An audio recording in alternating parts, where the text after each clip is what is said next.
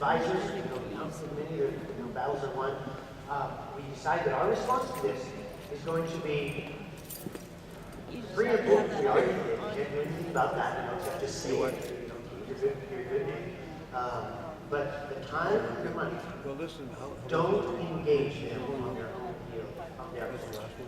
Okay. We just pled no contest to everything. If you're not going to lock me up, and I can stay out here, keep doing what I'm doing, I'm not going to spend a dime on a lawyer, and I'm not going to engage you and argue with you in a court that I don't even recognize, because you've deviated so far from the Constitution, the document that created you. You are just arbitrary exercise of power. I'm not going to engage you because I'm not going to rob my time. That's what they did to Sarah Palin. They broke her financially, and they spent all of her time. They ran her through the ringer, and she was useless and innocent when she got done. It is not cheap to be innocent in this legal system. And they know that. And so what we've got to do, and the reason that we didn't fight them in their system, is because this is war. Who cares if the Fourth Reich trash talks you? What did you expect? So we just kept building the army and kept building the force and so on and so forth. Now the third thing that they did, for this one, I've got 6 legal actions pending against me from 5 different government agencies. Let's have some,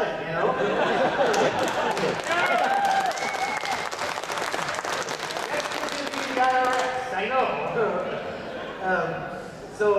Anyway, here's where it gets dirty though and very serious. Alright? You guys know what it means for it to hit the fan. Everybody talks about that. That's the code word. It's gonna hit the fan. Alright guys? It's hitting the fan in Fairbanks right now. And I don't mean just bad things happening. And I get a wobble in my voice when I talk about this, because this is something that I don't want to see, but that we're going to see. And I'm going to talk to you more about this tonight and how it affects each one of us. But we are right on the edge of having blood in our streets in Fairbanks. And the system, revolutions are not instigated, they are provoked, okay? And they are provoked by government. They push and they push and they push and they push and they push. I am not the only one in Fairbanks that's going through this. I am just the poster child. Alright? Me and my wife are the poster child. King and queen of dissidents in Fairbanks. Alright?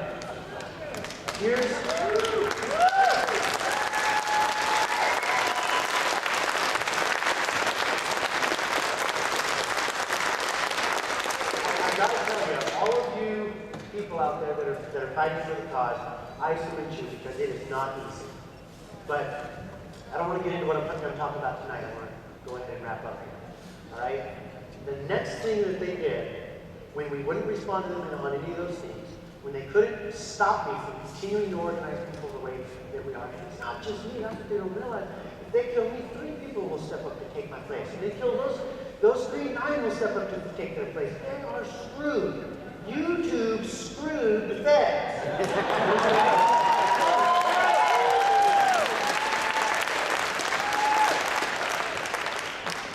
All right, when none of those things really panned out the way that they wanted to, they went for our son. All right? Now, if you want to talk about lines in the sand, that is way on the other side of any line that I've ever even thought about. And it is way on the other side of any line that any of those 3,500 men that are under my command have ever thought about. They sent the Office of Children's Services up to our house and said, we are here to take your son for a precautionary observation.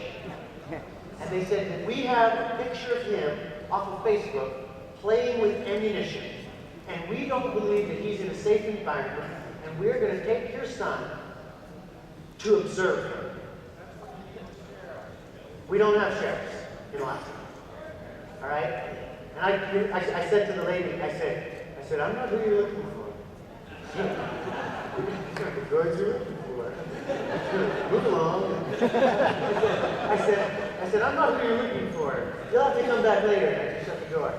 And my wife and I, and they came back later, and they went to make ex parte motion to the court, you know, to try to get our stuff. And all of this is just political arm twisting.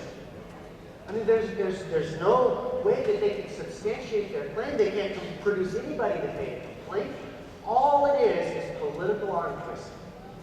And I will not bow the knee to Caesar. I will never buckle. I will never kiss their ring. And there are thousands more in Fairbanks that will die, not for me and for my wife and for my family, but for the principle. But because to violate that principle is to violate every one of us. And that is something that we need to not stand for. Now, Sheriff Richard Mack talked about the sheriffs coming to the rescue. But you know why the sheriffs can come to the rescue? Because we delegated from us to them the responsibility for self-defense. But that original seat of the responsibility of self-defense resides with us eternally. John Locke said that law belongs to men and not as members of society. And we must never forget that, or we will circle the drain while we ask other men to do what only God charged us to do with. A sovereign is someone who doesn't have a middleman between them and God and God's law. And we are sovereign people, whether we know it, whether we act like it or not. Now,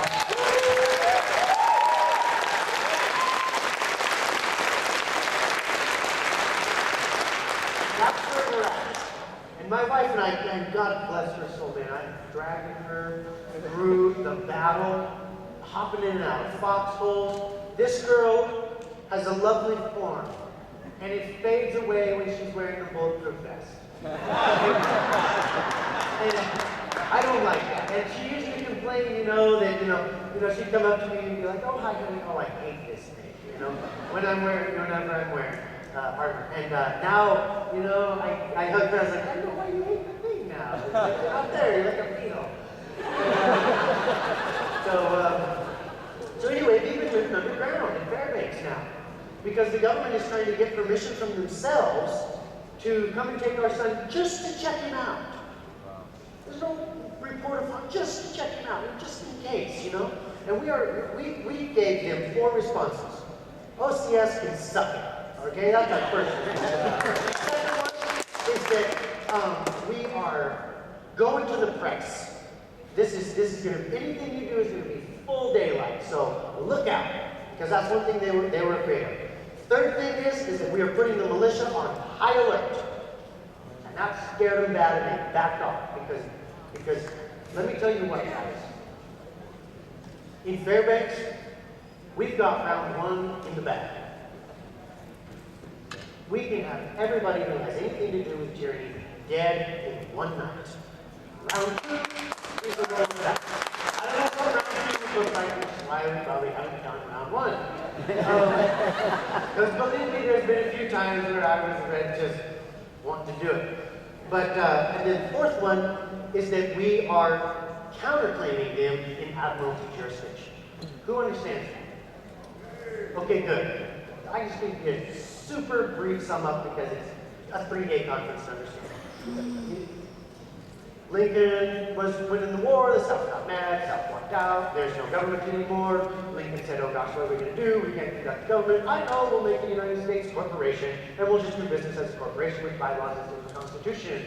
Shoot, that worked out pretty well. Let's keep it for 100 years. Here we are now. The United States is a corporation. They're not under constitutional law or common law. They're under admiralty law, which regulates international commerce, and admiralty contracts are the law. That's why you have birth certificates and driver's licenses and all that stuff, because all of that is uninformed contracting between you and the government. And in order for them to, the system, the corporation to function, they have to be bonded, just like a general contractor is bonded, so that if you screw somebody, you can go to the bonding company and say, hey, give me the bond because they screwed me, and here's the evidence, and third-party basis. Okay? That's how things work. So what we're doing is we are saying